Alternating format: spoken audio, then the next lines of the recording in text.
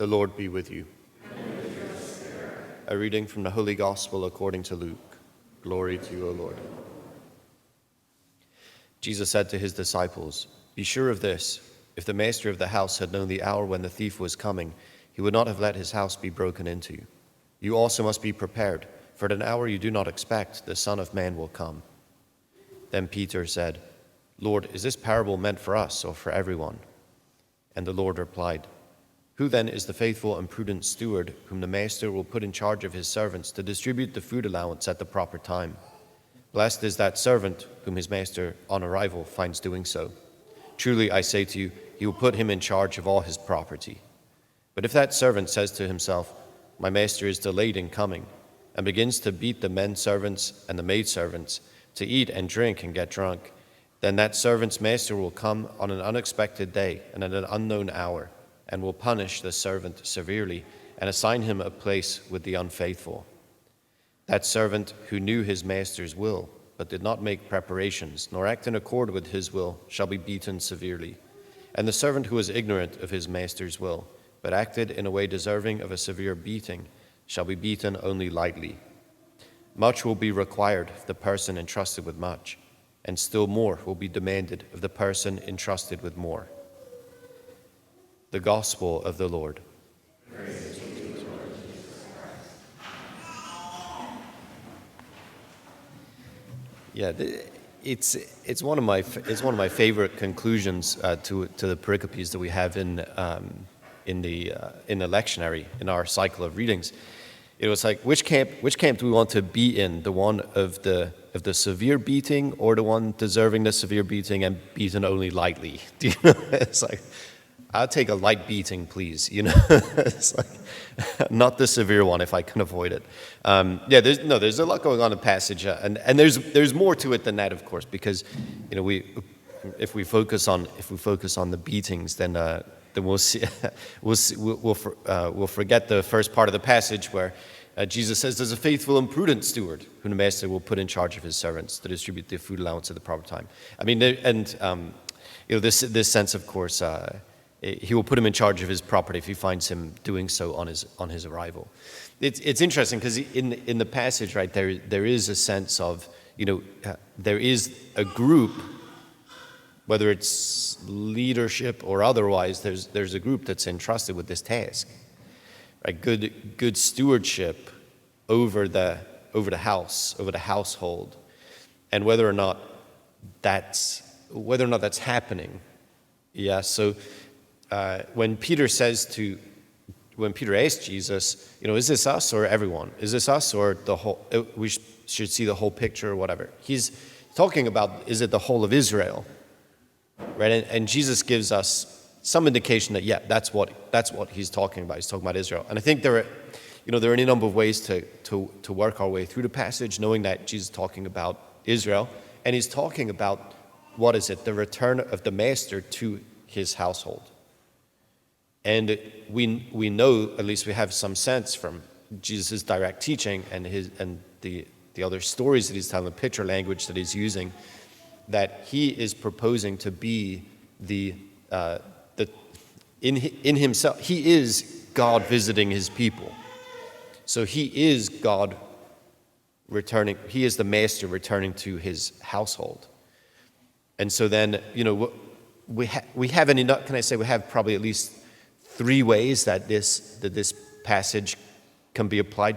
If we look at, say, the leadership of Israel, those entrusted with the scriptures and their interpretation and application, those who shape the national life of Israel as a people, perhaps those who are forming the imagination of Israel as to who or what they should be as a people, right? We have leadership. Then we have Israel as a whole. Israel as a whole entrusted with the blessing of God and called to be a light to the nations. Yeah, and then we have, I think, in perhaps a little more ratcheted up sense here, we have the disciples, we have the apostles, we have the followers of Jesus. And so and I don't know which way we want to take it. I mean, I want to say probably too much about each of them, and I'll refrain from doing that. But I think that what we see is there is certainly judgment in God's arrival on the scene, and that judgment is a putting to rights of the whole. And then it's like, okay, well, are we lined up or are we not? We start to hear this language in St. Paul, like righteousness, right, and justification.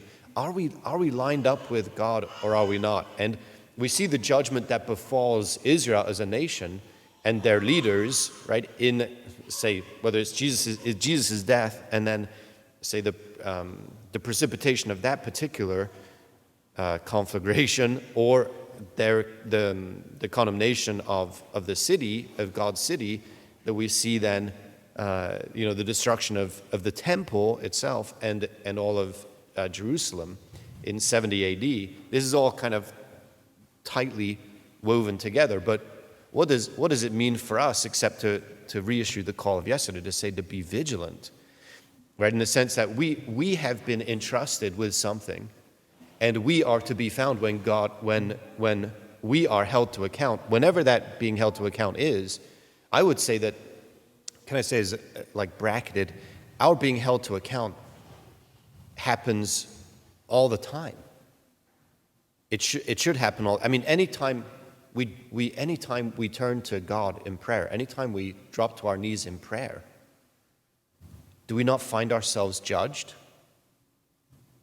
Good if we are, in the sense that we find God wanting to make us right, wanting to put our lives in order and have us live better for Him and in praise of Him, giving Him glory, right? Offering Him as His priests our hearts and our lives, and then taking what He gives, His own life of blessing, His own Spirit, and being indwelt by His Spirit living in us and working through us, we then become the people set right who are looking to set right the world. Not set right the world like, wag the finger, but set right the world being transformed by His love at work in us and working through us. We're able to bring that love to life in the world, to raise it up. Because this is what the world needs. It needs to be raised. It needs a new sort of being set right.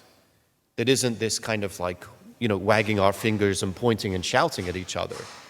This is not going to get anyone anywhere. We need to be raised up in love so that we can have new relationships and new order. Right? An order that releases all from captivity, from their bondage to sin, from ignorance and all the rest, in order to live fully for God and His purposes. And anyway, this is what Jesus, of course, is accomplishing. But it is this, right? I mean, here we see at every step we do have an us and we do have a them. This is the pattern that no matter what our interpretation of this passage is, we have an us and we have a them. We have an us, those who are called to be stewards of God's household, those who are called to be stewards of the things of God, and them, I don't know, maybe the members of the household or people more broadly, or what, depending on the interpretation.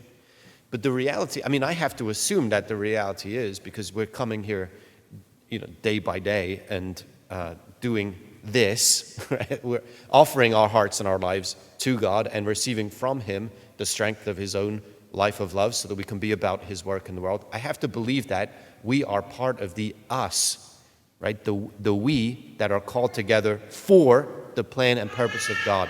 And so because we have been called and we're responding yes, my friends, we have to be about the plan and purpose of God, truly, in everything we think and say and do. We can't be the steward who says, you know what, good enough, autopilot from here, easy coasting, whatever it is, right?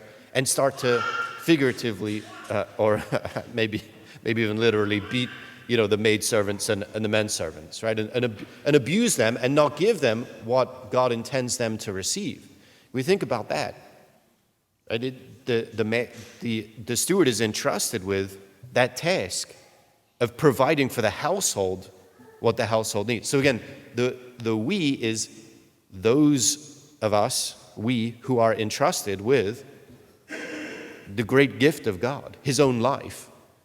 And are we then giving?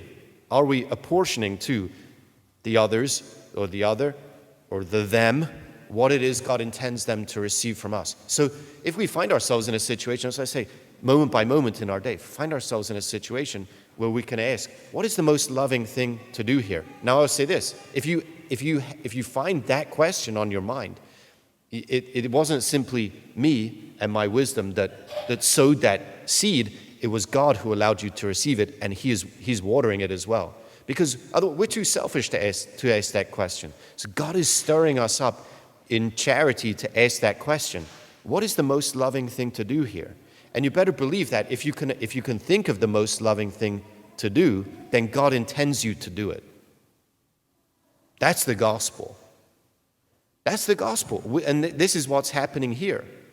And if you're not apportioning to the maidservants and the menservants what God intends them to receive, then, my friends, you are going to get a heavy beating.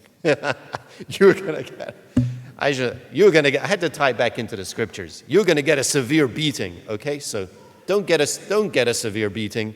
You know, we don't have to. What we have to do is be awake, be alive to the fact that God is blessing us. And He is blessing us that we might be a blessing. It's not for ourselves. Don't let the consumer mentality of our modern society affect you in that way. We're not being blessed for ourselves. We are blessed in order to be a blessing. That's what God intends.